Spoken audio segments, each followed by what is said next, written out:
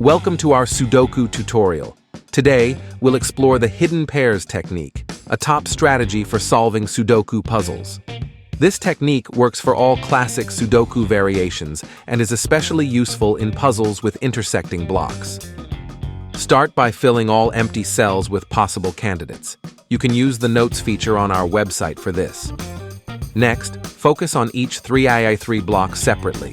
Look for 2 cells that contain unique pairs of numbers.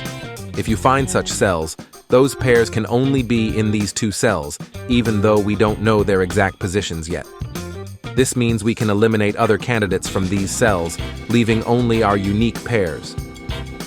In the image above, the 4th and 8th 3x3 blocks, highlighted in red, contain unique pairs 2 and 4, yellow, and 3 and 6, orange.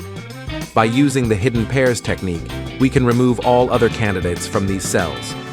You can see the result on the screen, and the pairs are highlighted in blue and green. Ready to put this strategy to the test?